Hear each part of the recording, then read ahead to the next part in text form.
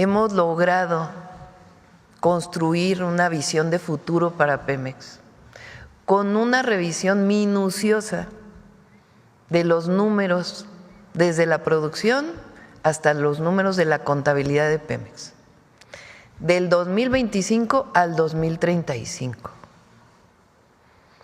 Entonces, una visión estratégica de Pemex, la empresa del pueblo de México, para el futuro de México, para el presente y el futuro de México. México intenta recuperar la soberanía energética en un contexto geopolítico volátil y en medio de una relación tensa con Estados Unidos. Pemex, la empresa petrolera estatal emanada de la expropiación de Lázaro Cárdenas de 1938, fue durante gran parte del siglo XX el principal sostén del presupuesto federal. Ahora vuelve a estar en el centro del debate público, buscando consolidarse nuevamente como una empresa estratégica para el Estado mexicano. La presidenta Claudia Sheinbaum presentó este martes un plan integral de 10 años para recuperar la soberanía energética y la sostenibilidad económica de Petróleos Mexicanos. Según este plan, el gobierno federal apoyará 2 años a la empresa petrolera para hacer frente a los vencimientos de una deuda millonaria que creció al amparo del proyecto neoliberal y que solo entre 2008 y 2018 pasó de 43,000 a 105,000 millones de dólares. El nuevo plan para la petrolera contempla asociaciones con empresas privadas en varios campos, siempre que se garanticen los ingresos para el Estado mexicano. El proyecto busca aumentar la producción petrolera, pero también de productos derivados de gas e incluso de litio. La historia del México contemporáneo y de Pemex es imposible de disociar. La producción petrolera condicionó buena parte de la dinámica social, económica y política del país en el siglo XX, a partir de que la extracción del petróleo fue nacionalizada. Tanto marcó el pulso político que los primeros vestigios del conservador Partido Acción Nacional surgieron para oponerse a la expropiación. Durante los años del desarrollismo priista, Pemex fue el estandarte de un modelo que permitió la consolidación y perpetuación del régimen desde Adolfo López Mateos hasta José López Portillo. Tras el hallazgo del gran yacimiento de Cantarell en Campeche en los años 70 y en medio de la negativa de la OPEP de vender petróleo crudo a Estados Unidos, López Portillo llegó a decir que México tenía que acostumbrarse a administrar la abundancia. Pero una de las obsesiones permanentes de todos los presidentes del periodo neoliberal fue desmantelar la empresa estatal para entregarla a manos privadas y extranjeras. Distintos intentos enfrentaron una resistencia civil sin tregua, encabezada por el expresidente Andrés Manuel López Obrador, quien hizo de la defensa del petróleo y la soberanía una de sus banderas principales. Hasta 2013, Pemex era una de las pocas empresas sobrevivientes a la expoliación neoliberal que había acabado con los trenes, las telecomunicaciones, las empresas de infraestructura y el sistema de salud. El expresidente Enrique Peña Nieto lo definió como una gallina de los huevos de oro en peligro de extinción, para después imponer la reforma energética que liberalizó los precios de los combustibles y abrió Pemex al capital para consumar una privatización paulatina con una empresa mermada, corrupta, improductiva y endeudada. Su plan era desmantelar a Pemex, dejar que las refinerías se cayeran solas y entregar a privados la producción de petróleo e importar gasolinas y otros combustibles. Pero las rondas petroleras, licitaciones para la exploración y extracción de crudo, fueron un fracaso y el gobierno de Andrés Manuel López Obrador dio un golpe de timón en la ruta del desmantelamiento y reencauzó el camino hacia la recuperación de la soberanía energética, una carrera contra el tiempo. Hoy en La Base hablamos de Pemex y de cómo las mentes neoliberales nos van imponiendo la idea de que las empresas públicas son ineficientes, por lo que mejor dejarlas en manos privadas. Bienvenidos y bienvenidas. La Base América Latina. Bueno, hoy hoy hablamos de Pemex después de que el gobierno mexicano presentara un plan de 10 puntos para recuperar la petrolera. Marco Teruggi, ¿qué nos traes? Bueno, una gran historia de una gran empresa como es Pemex, un paso trágico que fue el del neoliberalismo que intentó desmantelarla, desguazarla, privatizarla y cómo ahora se está recuperando para que el Estado mexicano tenga un resorte tan importante como es la soberanía energética en materia de petróleo. Así que hay mucho para contar. Me imagino lo que están diciendo, ¿no? Del rescate, una empresa ineficiente, todo de manual, ¿no?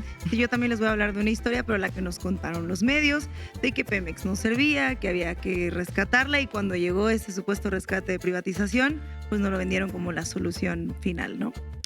Y hoy también contaremos con Ana Lilia Pérez, periodista que ha investigado a lo largo de años el proceso de desguace de la petrolera mexicana. Vamos a arrancar, Juanma. Debí tirar más datos. Con Marco Teruggi. México tuvo una gran y emblemática industria nacional a lo largo del siglo XX, Petróleos Mexicanos o Pemex. Nació de la expropiación que realizó en 1938 el presidente Lázaro Cárdenas. En ese entonces la industria petrolera estaba en manos de empresas extranjeras, sobre todo estadounidenses, que se negaban a aumentar los salarios de los trabajadores e incluso a acatar fallos de la Suprema Corte de Justicia. Cárdenas decidió entonces apoyar los reclamos de los trabajadores movilizados y expropiar la industria, pago de indemnizaciones mediante. Fue un acto nacionalista que concluía lo que había comenzado en 1916 el presidente Venustiano Carranza, que a través del Congreso Constituyente había restablecido la soberanía de la nación sobre sus recursos naturales. Pero claro, en ese momento las empresas extranjeras habían decidido agruparse y ampararse en el Poder Judicial que, oh casualidad, les dio la razón. Seguro que les suena algo conocido toda esta historia. Un presidente nacionalista que incentiva la movilización popular, se crece con esa fuerza y hace grandes reformas estructurales a favor de la soberanía del país.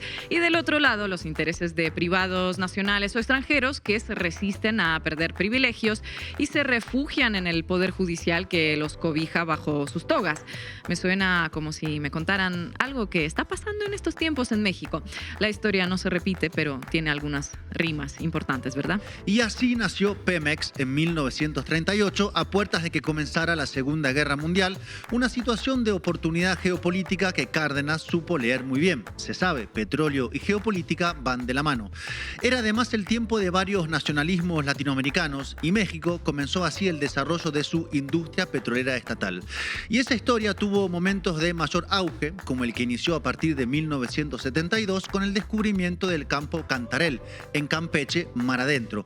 Un campo petrolero descubierto por un pescador, Rudecindo Cantarell, que llegó a convertirse en el más grande de México y uno de los más importantes del mundo. Tanto así que a inicios de los 2000 solo ese campo llegaba a producir cerca de 2.1 millones de barriles diarios. Y en eso llegó el neoliberalismo, con el perdón del cantante Carlos Puebla. Ese largo ciclo comenzó a inicios de los 80s y fue avanzando como un Pac-Man sobre las diferentes empresas del Estado. Cada presidente se esmeró por agregar su parte, en particular Carlos Salinas de Gortari, que privatizó compulsivamente bancos, compañías de teléfono, canales de televisión, siderúrgicas y aeronáuticas. Y así cada empresa construida por el Estado mexicano, es decir, por todos nosotros y nosotras, pasó así a ser un negocio para los gobiernos neoliberales. Felicidad de élites, desgracia de las mayorías. Pongámoslo en datos. De las 1.155 empresas que tenía el Estado en 1982, para finales del 99 solo quedaban 203. Un auténtico desguace o saqueo de lo nacional realizado bajo el argumento de que el privado siempre lo hace mejor que el Estado. Prueba empírica de ese argumento, ninguna. Pura ideología para justificar que se debía rematar el patrimonio acumulado del Estado mexicano. Pero en esa historia de privatizaciones dejaron la joya de la corona para el final, Pemex. Sí, quien dio un primer paso en esa dirección fue Salinas de Gortari, con, por ejemplo, la participación del sector privado en el área petroquímica. Luego, los efectos del neoliberalismo se sintieron en la producción, que comenzó a caer a partir de 2004, luego de haber alcanzado un pico de 3,4 millones de barriles diarios. En ese 2004 2004 gobernaba Vicente Fox y, como pueden ver en pantallita, la producción comenzó a caer según los datos recopilados por la agencia Bloomberg. Pero quien se propuso abiertamente privatizar Pemex fue el presidente Enrique Peña Nieto. Y el puntapié inicial para hacerlo fue la llamada reforma energética del año 2013. Y la reforma más profunda que hace es la del sector energético. ¿Qué objetivo tenía? Acabar de desmantelar Pemex y darle a los privados, extranjeros y nacionales, la producción de petróleo. Que toda la producción se exportara, que las refinerías se fueran cayendo solitas, sin inversión, y que se importaran gasolinas, diésel. Ese era el objetivo. ¿Qué objetivo tenía acabar de desmantelar Pemex a favor de los privados? Porque sí, la entrega de una empresa que se nacionalizó gracias a la fuerza que desplegó la Revolución de 1910, la Constitución de 1917, la movilización de 1938, sobre la que se paró el general Lázaro Cárdenas para enfrentarse a las multinacionales, fue muy importante. Y claro, el plan fue presentado con palabras como modernización, eficiencia y esos espejitos de colores propios del neoliberalismo. Y si bien ya sabemos que Peña Nieto no logró su objetivo de privatizar Pemex, sí tuvo efectos muy negativos sobre la industria petrolera nacional. Así es, como bajar la producción petrolera un 29%, disminuir un 44.3% el presupuesto destinado a la inversión en exploración y producción de nuevos yacimientos, aumentar el contrabando o llamado huachicoleo y seguir acrecentando la inmensa deuda de la empresa pública. ¿Qué pasó durante el periodo neoliberal con Pemex? Vean cómo endeudaron a la empresa más importante del Estado mexicano, ¿no? Cómo pasa de un saldo de la deuda de 43.300 millones de dólares en el año 2008 a 105.800 millones en el año 2018. En una década, el saldo de la deuda de Pemex se incrementó en casi 130%. Eso implica, por ejemplo, que en año 25 y 26 vayamos a tener vencimientos muy importantes de estos saldos. Por eso tenemos que llevar a cabo un esfuerzo conjunto por parte de la Secretaría de Hacienda, la Secretaría de Energía y Pemex para poder atender estos requerimientos. Fue un resultado clásico de una gestión neoliberal: disminución de la producción, dinero que se evapora y aumento de deuda que luego recae sobre el conjunto de la población. En Argentina tenemos un masterclass sobre ese tema. Y además, en el caso de Pemex, la presión impositiva por parte del Estado era muy alta. Hasta el 65% de las ganancias de la empresa iban a la Secretaría de Hacienda. Por eso también bajó la producción, porque en lugar de reinvertir en nuevos yacimientos luego de la disminución del campo petrolero Cantarell, ese que fue tan importante, el dinero se iba en su mayoría a las arcas del Estado y de allí al agujero negro de la corrupción que caracterizó aquellos años. Tal vez un sexenio más habría sido suficiente para que el modelo neoliberal terminara de privatizar a Pemex. Pero en 2018 llegó Andrés Manuel López Obrador y con él volvió un proyecto nacionalista que se propuso recuperar los grandes resortes de la economía. Y uno de esos grandes pilares fue justamente Pemex, además de los ferrocarriles o el sistema eléctrico. Y Obrador cambió el enfoque de la petrolera, la pensó para producir crudo y convertirlo en gasolina centralmente para consumo dentro de México. No depender de otro país para tener autosuficiencia petrolera, soberanía en resumidas cuentas. Y así se puso en marcha un plan de rehabilitación de las refinerías del Sistema Nacional de Refinación. Se adquirió la participación de Shell en la refinería Deer Park, ubicada en Texas, y se inauguró la nueva refinería Olmeca en Dos Bocas en 2022. Esa refinería alcanzó de hecho su récord en mayo de este año. Refinó 115.000 barriles diarios, siendo el 12% de la refinación de petróleo de todo el país y estando aún a cerca de un tercio de su capacidad de refinación instalada. Pero 6 años no es nada nada, diría el tango readaptado para México, y el proceso de recuperación y saneamiento de Pemex está ahora en una nueva etapa, como anunció el gobierno esta semana. Estefanía, estoy seguro que estuviste viendo el plan que anunció la presidenta Sheinbaum. Sí, Marco, y hay varias cosas muy interesantes que contar sobre este plan, del cual participa la Secretaría de Hacienda, la Secretaría de Energía, Pemex y Banobras. En primer lugar, uno de los objetivos es terminar con el problema de la deuda de Pemex, una deuda colosal que asciende a cerca de 100,000 millones de dólares, con vencimiento para los próximos años de 23,800 millones de dólares, siendo así una de las petroleras más endeudadas del mundo. Y ante esta situación, el gobierno anunció que seguirá cubriendo las obligaciones financieras de Pemex durante 2025 y durante 2026, pero a partir del 2027 la empresa deberá generar recursos suficientes para pagar sus deudas. ¿Cómo? Bueno, con una de las maneras que es menos presión por parte del fisco. O sea, durante mucho tiempo, Pemex, los ingresos de Pemex entran a la tesorería, pero además las ganancias de Pemex, digámoslo así, se las quitaba Hacienda en el 65%. A partir del 2024 solo es el 30%. Y ahora ya por ley es el 30%, no puede ser más. Y en el caso del gas no asociado es solamente del 12%, lo cual le permite a Pemex capitalizarse. Y en la siguiente, eso es lo primero, 30% y 12% de derecho petrolero para el bienestar. Y en el segundo, aquí a Edgar le faltó algo, que esto es solo para el 25 y el 26.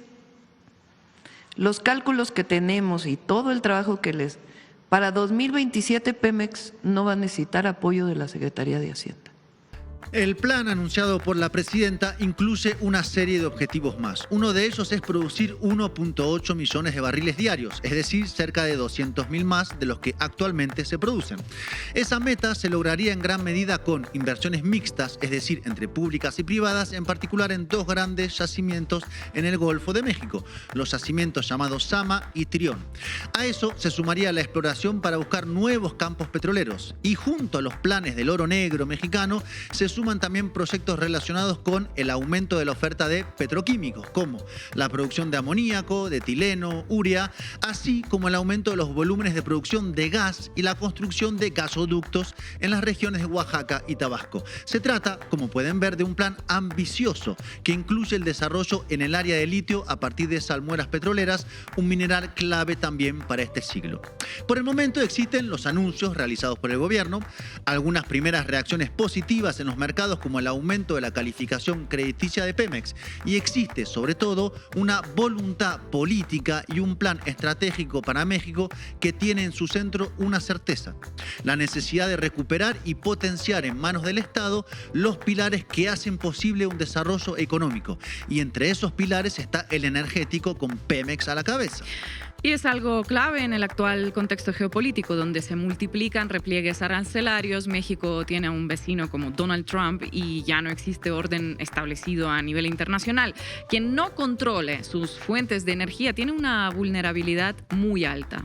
Y claro, que las empresas estratégicas estén en manos del Estado no es la respuesta a todo, ni mucho menos. De hecho, lo estuvieron durante décadas en México y el país era profundamente injusto, con una élite que vivía como en un principado, mientras millones sobrevivían o migraban. Pero que el Estado recupere las palancas principales de la economía parece una condición indispensable para lo otro: la construcción de un modelo de crecimiento nacional con redistribución de la riqueza y participación social. Gracias, Marco Teruggi. Hemos disminuido nuestra plataforma de producción.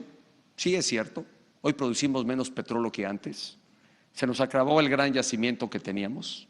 La gallina de los huevos de oro se nos fue secando, se nos fue acabando. Fue acabando la gallina. Vamos, compañera. Vamos arriba, Bo. Cuéntamelo todo y exagera, con Estefanía Veloz.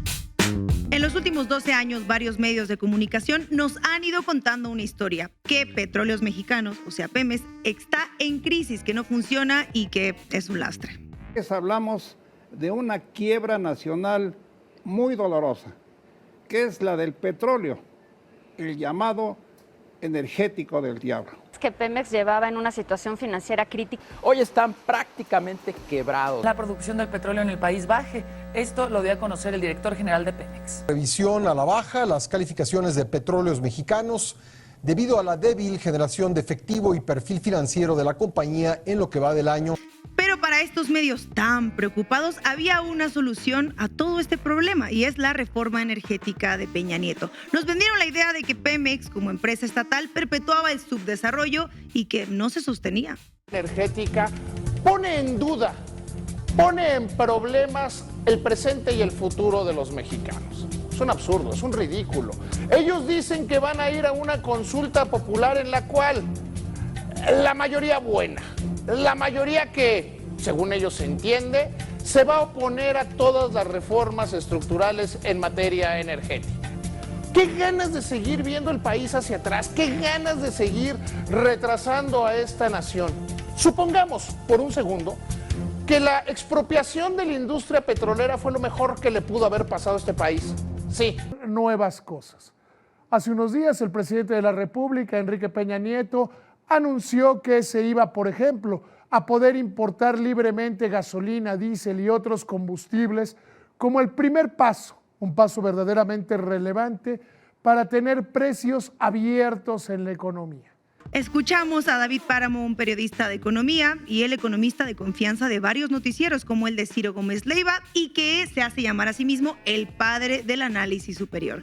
Páramo asegura que la reforma no tiene más que bondades y que ha mantenido una postura neoliberal Páramo mismo, que favorece a la privatización y ve a las empresas estatales como ineficientes. De hecho, hasta se cuestionó por qué esta reforma de Peña Nieto pues no se hizo antes. Bueno, yo la verdad es que estoy convencido de que la reforma energética es de las grandes piezas que tiene este gobierno. Que lo que tendríamos que preguntarnos es por qué no lo hicimos antes. Desde mi punto de vista, lo debimos haber hecho en 1940, 39. O antes de la expropiación petrolera, lo que sea. Ahora, ¿por qué? Bueno, el comentario de que la reforma debió hacerse antes de la expropiación petrolera implica que Pemex, como empresa estatal, es un error histórico que frena el desarrollo de México. Puedo entender que este señor sea un neoliberal de libro, pero que su preferencia lo lleve incluso a lamentar la expropiación petrolera de Lázaro Cárdenas es de un nivel ya de entreguismo bastante alto, incluso para él. Sí, de hecho, escuchar a estos periodistas cuestionar la expropiación petrolera demuestra que están inconformes con el país que tenemos desde 1938 y por eso avalaron al gobierno de Peña Nieto, que buscó privatizar pues todos los sectores, porque en el fondo quieren un México que exporte petróleo crudo para importar gasolina cara. Pero, como les expliqué, esas bondades no llegaron con la reforma, ni mucho menos, como David adelantaba. En realidad, ese anhelo de inversión privada permitió contratos con empresas privadas que beneficiaron más a las transnacionales que a Pemex, dejando a la estatal con menos control sobre sus recursos. Y los medios financieros, como El Financiero, anunciaron que por fin llegó el desarrollo. Inesperado, pero para El Financiero efectivamente llegó el desarrollo, como esta nota publicada en el 2013 después de la reforma energética, y dice: se prepara Pemex para competir con otras empresas.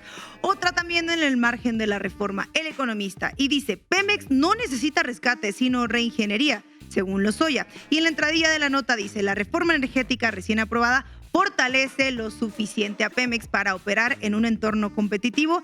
En lo administrativo la dota de mayor agilidad y en lo financiero le libera recursos para reinversión. Sin saber si esto que leímos es una cita de Lozoya, porque pues no hay comillas, y sobre todo lo que no hay en este artículo son cifras o datos que vayan a contrarrestar esta versión de Lozoya.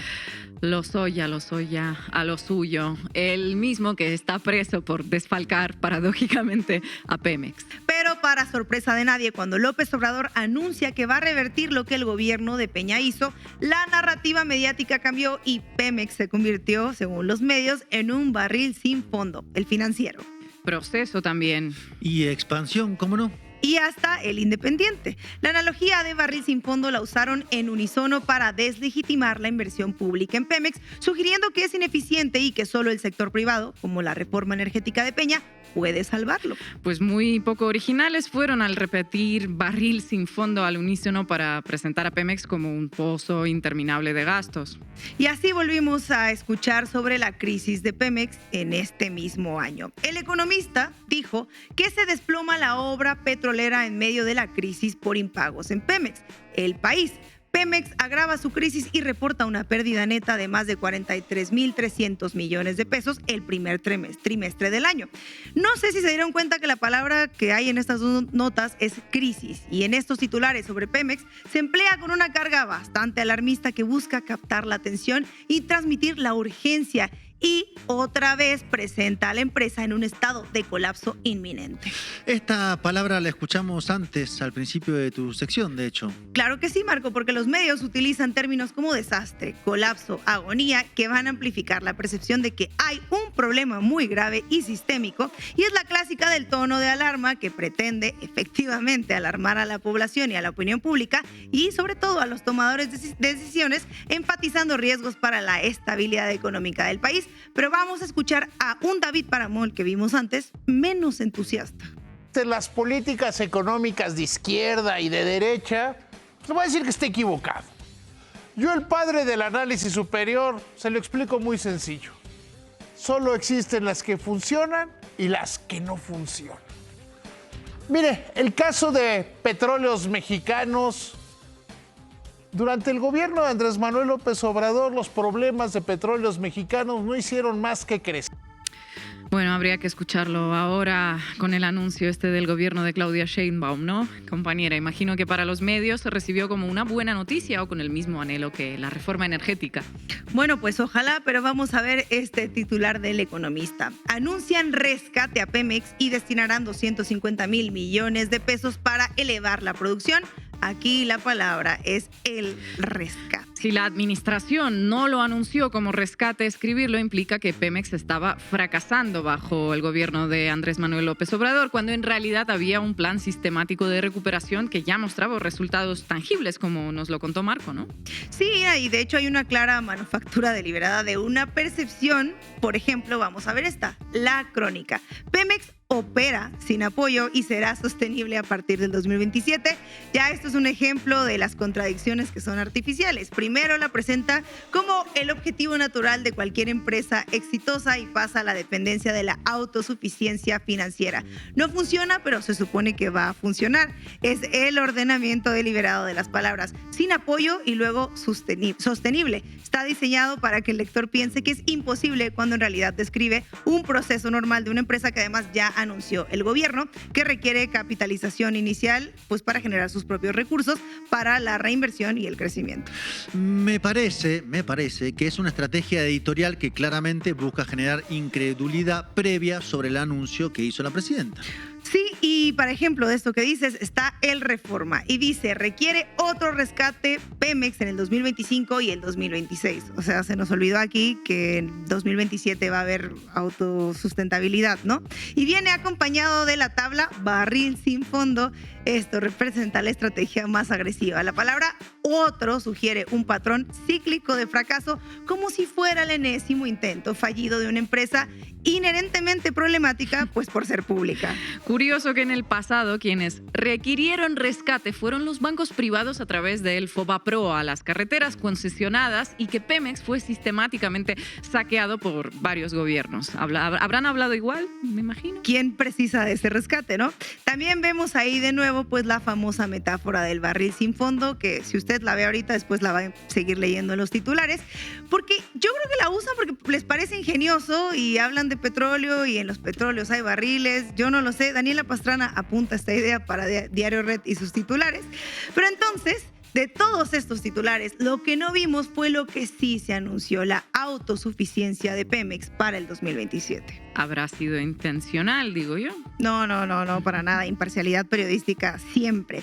Y no faltaron los analistas que se apuraron a decir ningún plan de rescate funcionaría si Pemex no empieza a ganar dinero o que refinar pues no es la estrategia, como lo dijo nuestro neoliberal de confianza Sergio Sarmiento. Para Sergio Sarmiento, él confunde el rol estratégico de una empresa estatal como Pemex con los objetivos de un negocio privado. Esto es una visión neoliberal, lo sabemos, que derramó en su artículo que les pongo en pantalla y que reduce a Pemex a una mera extractora de crudo con bajo valor agregado. Su postura, alineada con la idea de que los negocios deben ser manejados por privados y sobre todo extranjeros, ignora el abandono deliberado de la infraestructura de refinación durante décadas de políticas privatizadoras que desinvirtieron en la modernización y diversificación hacia productos de alto valor como polímeros petroquímicos. La estrategia de Pemex, respaldada por el gobierno de Claudia Sheinbaum, moderniza refinerías, impulsa proyectos como Dos Bocas y Deer Park y busca elevar la producción de destilados de alto valor del 72.1% en 2025 a un 80%, alineando el procesamiento con el crudo pesado mexicano. Sarmiento equipara erróneamente en este artículo rentabilidad inmediata con relevancia estratégica, ignorando que Pemex prioriza la soberanía energética y el bienestar social en un contexto global donde el control de recursos estratégicos es vital, más allá de los márgenes financieros a corto plazo. Al final, Sarmiento y Páramo comparten un análisis. Lo privado siempre es mejor y lucrar es el fin último, y además pues no les gusta que se haya revertido la reforma. Por eso, ante sus ojos, mientras Pemex sea una empresa del Estado, siempre va a seguir fracasando. Los titulares que vimos revelan un patrón sistemático en la construcción de narrativas mediáticas sobre Pemex. Que Pemex no produce, que Pemex no sirve, que Pemex está en crisis, y así cuando se privatice lo veremos como una buena noticia. Lo que se dice una completa ingeniería deliberada que no responde a la realidad de Pemex, sino a los intereses económicos para que empaten con su visión de país o de desarrollo. En el caso de Pemex, la decisión editorial es que la empresa debe privatizarse y toda la cobertura posterior pues se subordina a este objetivo, incluso después de que a lo largo de 13 años se esté demostrando pues lo contrario. Gracias, compañera. ¿Qué haces con YPF? YPF primero la tenés que racionalizar y después se vende. ¿Se vende YPF? Sí, ¿Con claro. vaca muerta? Sí. ¿Vendés vaca muerta? Sí, ¿cuál es el problema? No sé, te pregunto, ¿qué sé yo? ¿Podés vender vaca muerta? Sí. Es un recurso de la provincia también. Bueno, digamos, le buscás la forma de privatizarlo. ¿Cuál es el problema? A vaca muerta tenés compradores. Bueno, es decir, la verdad que, digamos, desde que nacionalizamos, o sea, bastante mal estamos, porque perdió un 90% del valor. Así que quiere decir que las cosas se hicieron bastante mal. Dijeron que iba a ser diferente, nunca es diferente. Siempre pasa lo mismo con el Estado. Todo lo hace mal, nada lo hace bien. A buena entendedora. A nuestra sección del día de hoy le podríamos poner un título al estilo Crypto Bro, esos podcasts de autoayuda financiera que muchas veces terminan en estafas piramidales. Algo así como tips para desguazar una empresa petrolera estatal y cómo enriquecernos en el camino. O bien, guía práctica para desguazar una empresa petrolera en 6 sencillos y simpáticos pasos. Pero que nadie se ilusione, no van a ser millonarios después de escuchar lo que les vamos a decir, pero sí es muy factible que terminen bastante indignados. Y realizadas las advertencias del caso, vamos a empezar. El carácter súper estratégico del petróleo condujo a que decenas de países consideraran que una actividad tan sensible no podía quedar librada a los caprichos y a la especulación de los capitales privados. Hasta el día de hoy, y a pesar de lo mucho que las privatizaciones han avanzado sobre los bienes comunes, las principales reservas petrolíferas continúan siendo administradas por empresas estatales. La monarquía saudí controla Aramco, el Estado ruso a Gazprom y a Rosneft, mientras Irán es propietario de NIOC, su compañía nacional de petróleo. Sin embargo, la primera empresa petrolífera estatal del mundo se encuentra en Latinoamérica y fue la argentina YPF, Yacimientos Petrolíferos Fiscales, fundada en 1922, ojo, hace más de 100 años. Sirvió de modelo e inspiración para las que vinieron después. Técnicos de YPF asesoraron a gobiernos de otros países para la creación de sus propias empresas nacionales, como por ejemplo la mexicana Pemex, la venezolana PDVSA y la brasileña Petrobras. Si en un primer momento YPF sirvió de modelo para crear una empresa petrolera estatal, en un segundo momento su experiencia es la que mejor ilustra cómo operan los procesos de desguace, robo y saqueo que propician los gobiernos que se autodenominan eufemísticamente pro mercado. Procorrupción sería más preciso. Sería más preciso, sí. ¿Cómo es la historia que culmina en esa privatización de YPF? Como ocurre tantas veces para comprender la Argentina actual, el momento clave es 1976, la última dictadura cívico-militar, y la figura central, acá lo ven, su ministro de Economía, José Alfredo Martínez de Oz. Destruir una empresa tan grande no es sencillo, requiere de una gran destreza y hacerlo con disimulo para no levantar la perdiz. ¿Cómo se las ingenió Martínez de Oz para dar el primer paso en la destrucción de las YPF, Sina? Paso número 1, crear empresas privadas prestadoras de servicios. Ojito a eso. Estas empresas obtienen un contratito por aquí, un favorcito por allá, un sobreprecio por aquí y otra gratificación por allá. De esa manera se va constituyendo una lumpenburguesía petrolera que acumula capital rápidamente y que es alimentada por la teta de un Estado capturado por los intereses privados. En algunos casos se trataba de empresas fantasmas que no tenían antecedentes técnicos para las tareas que realizaban. En otros casos eran empresas reales como SADE del grupo Soldati, que realizaba obras para YPF, o el grupo Techin, que vendía caños en condiciones ventajosas y sin competidores. Los sobreprecios eran habituales y de esa manera se garantizaba a los privados una rápida acumulación de capital. Paso número 2. Llega un momento en que la codicia de esa lumpenburguesía petrolera ya no se contenta con ser un actor secundario y pues quieren quedarse con el corazoncito del negocio, la producción del petróleo. Para gratificarlos, Martínez de Oz, el ministro de Economía de la dictadura, les entrega 21 áreas petroleras que ya estaban operativas y que las manejaba YPF, la empresa estatal. El Estado había recorrido el largo camino de trabajo e inversión que va desde la exploración y la prospección hasta que un área finalmente produce petróleo. Gracias a la dictadura, los privados se ahorraron todo ese camino y pudieron comer la torta sin tener que prepararla, básicamente. ¿Quién no hace buenos negocios de esta manera, me pregunto? Bueno, ¿y cuáles fueron esas empresas? Entre las principales se encuentran Pecom de la familia Pérez Companc, Bridas de la familia Bulgeroni y Astra de Grunesein. Gracias a esta acumulación originaria apalancada desde el Estado, estas familias son hasta la actualidad algunas de las mayores fortunas del país. Paso número 3. Financiar a esas empresas privadas con fondos públicos. ¿Por qué era necesario?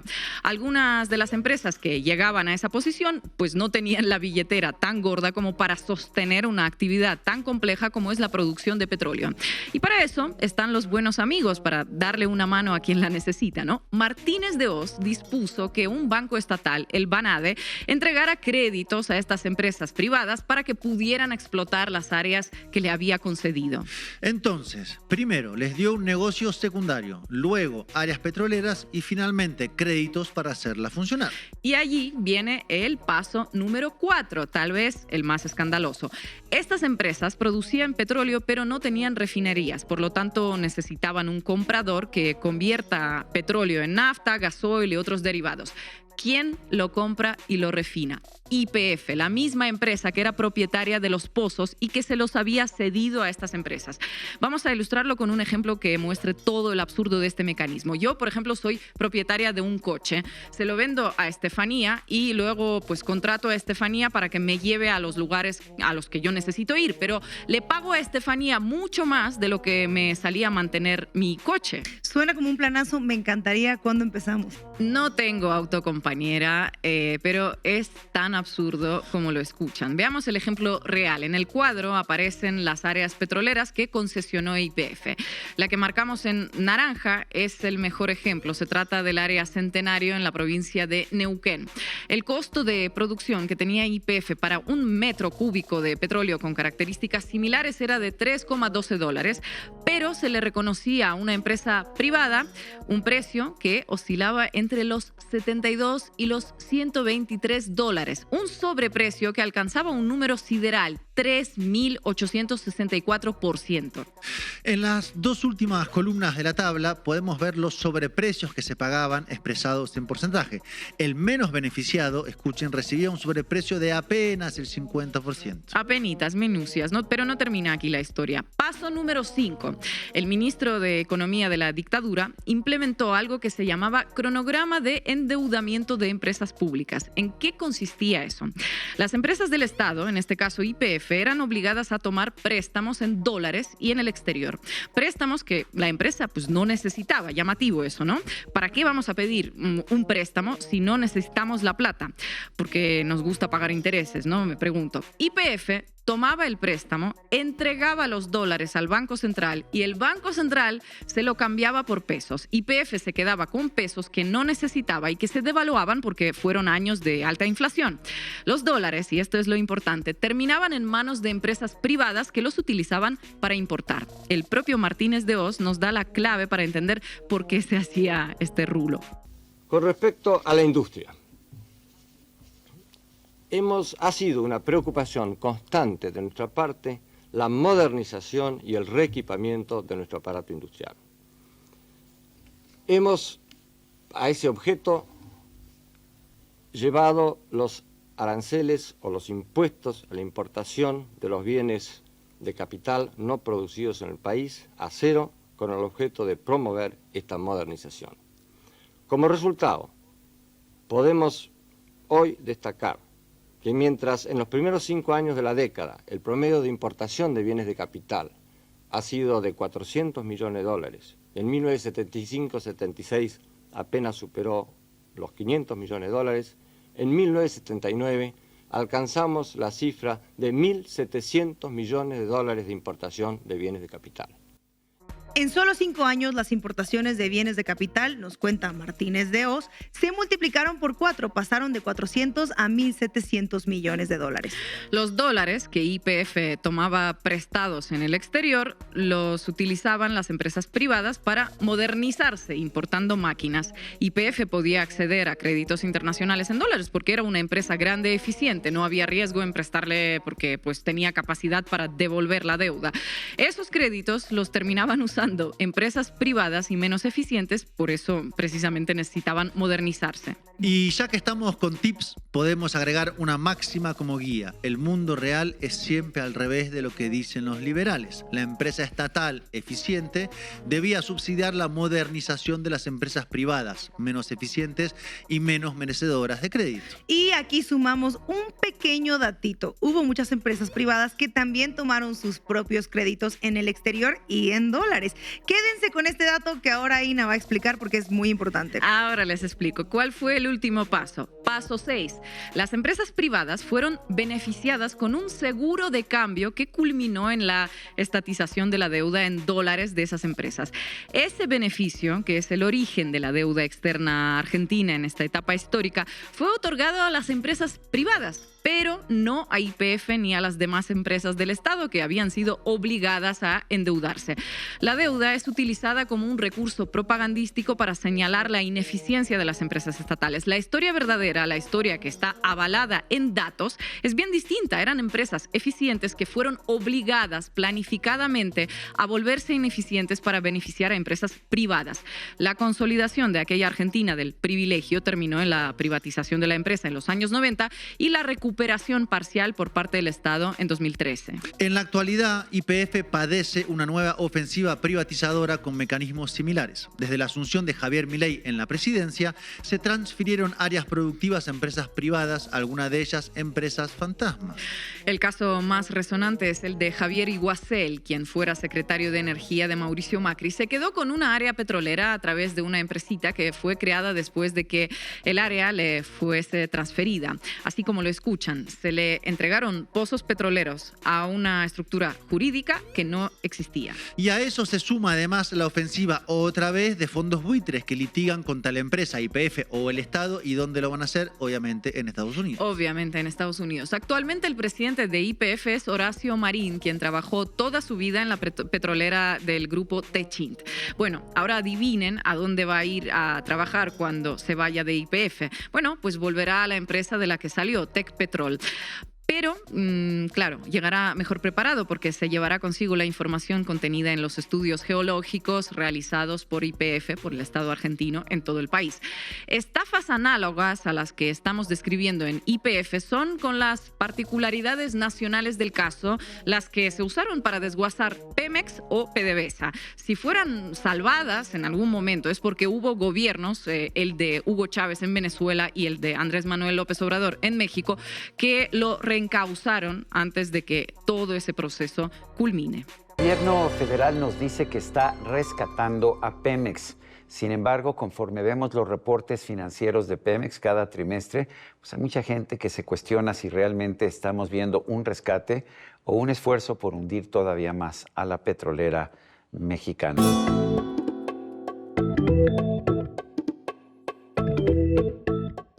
Un rescate, un esfuerzo por hundir más, se pregunta. Bueno, hoy contamos en la mesa de análisis con la periodista Ana Lilia Pérez, que ha documentado minuciosamente durante años el saqueo a Pemex por los gobiernos neoliberales. Ana Lilia, muchísimas gracias por acompañarnos. Gracias por invitarme. Te quería preguntar, ¿cuál es la importancia para el Estado mexicano que una empresa como Pemex esté en manos del Estado? Pemex sigue siendo, aún saqueada, sigue siendo una de las principales petroleras a nivel mundial, pero tiene una característica muy particular para un país como México. Primero, por la nacionalización de la industria petrolera en 1938, que de sí tuvo toda una carga simbólica. Se recuerda mucho esa historia de las mujeres contribuyendo con las gallinitas, con lo que tenían, para que se pagara a las petroleras que entonces operaban en la industria. En su momento, la decisión del general Lázaro Cárdenas fue la más importante en la historia de este país. Pemex en algún momento generó el 47% de ingresos al país. Pemex fue el orgullo de México y después se fue saqueando. Las medidas neoliberales que se le aplicaron fueron de rapacidad, y ahora se vuelve con estas medidas que anuncia la presidenta hace unos días, se trata de recuperar la soberanía y el orgullo de esa empresa petrolera. Es muy simbólico para un país como México, y creo que iremos desmenuzando de qué va este nuevo proyecto. Bueno, yo te preguntaría, justo retomando la palabra que utilizaste, que sería de alguna forma recuperar. ¿Los medios están publicando el rescate a Pemex o están utilizando la palabra rescate? ¿Es o no es un rescate? ¿Es un plan de desarrollo? Primero diría que la derecha en México ha tenido una obsesión en un discurso de señalar a Pemex como una empresa que ya no da para más. Esto ha sido durante muchos años. Lo hicieron primero cuando comenzaron a privatizar paulatinamente petróleos mexicanos. Quiero plantear este contexto. México era un país que tenía más de 1,000 empresas paraestatales. 1,000 empresas que muchas de ellas, la mayoría, se fueron privatizando con el modelo neoliberal. Pemex no se privatizó oficialmente, pero sí se le fue desmantelando. Y aquí el discurso de la derecha, lo que hoy están planteando, era totalmente predecible, porque la intención todavía que se tenía hasta las últimas reformas de Enrique Peña Nieto era terminar de privatizar petróleos mexicanos. Entonces, más bien yo lo plantearía como un proyecto para desarrollo de corto, de mediano plazo, pero que sería determinante para el futuro de Pemex como esa empresa del Estado que pueda seguir contribuyendo a este país, que genere empleo. Pemex es de las principales generadoras de empleo en México, más de 100,000 empleos directos. Genera todavía parte importante de los ingresos, y ahora con todo este modelo de no cargarle tanto en la parte fiscal, pues sin duda lo que se está planteando es empujar a Pemex hacia su desarrollo. Gracias por acompañarnos. Preguntarte por la reforma de Peña Nieto, que fue el que más abiertamente intentó privatizarla. ¿En qué fue que dañó sustancialmente a Pemex? Y también preguntarte por qué no lo logró, porque uno, por lo que ve, se quedó a mitad de camino. Mira, te diría que en Petróleos Mexicanos las medidas neoliberales que iban privatizando subrepticiamente a la petrolera se aplicaron desde los años 90. ¿En qué consistieron? Bueno, oficialmente Pemex no estaba privatizada, pero sí muchos de los servicios que antes realizaba Pemex directamente se fueron subcontratando.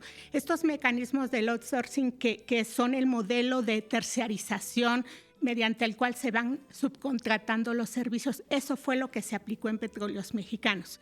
Primero hay un antecedente de Felipe Calderón, planteando ciertas propuestas de reformas que en su momento no prosperaron, pero sí en la parte operativa de Pemex. Les pongo un ejemplo. En ese momento eran 6 refinerías las que teníamos en México.